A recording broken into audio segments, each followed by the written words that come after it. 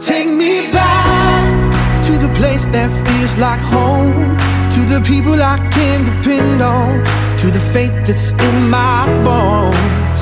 Take me back to a preacher and a verse where they've seen me at my worst, to the love I had at first.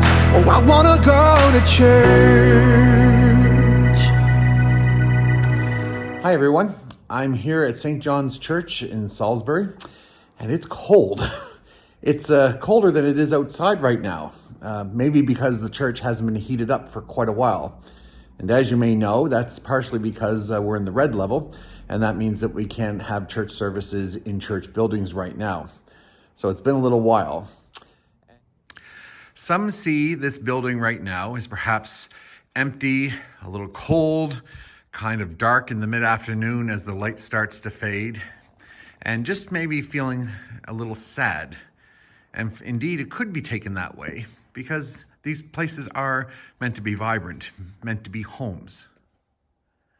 But on the other hand, you could also think of this as a place full of potential, full of history. How many hands have knelt at this altar rail and then been raised up to receive communion? How many people have sat in these pews and been moved by what has been taking place around them? How many hymns have been played on these keys? How many scripture readings and how many sermons have been presented from this lectern and pulpit? And if these walls could talk, what stories would they tell? How many people have they heard and seen and witnessed? So there's likely a lot more going on here than we can perceive with our senses in a church building.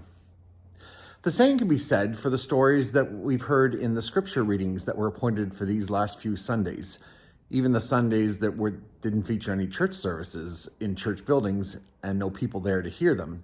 Just the same, Jesus is featured calling his disciples to follow him. He literally walks up to them, says, "Follow me," and they go. It seems a little ridiculous. It seems like a big decision made without much thinking, much discerning, much talking to people involved. And well, maybe there was some of that going on, but in the end, Jesus asked, and they followed. There must have been more going on than we could perceive, and perhaps maybe more than they could deceive. Just ask the disciples, if you could.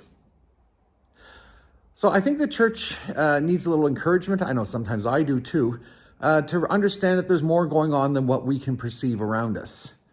See, the church, like many other community groups, are used to seeing the results of their actions. They do things and they see what comes from them.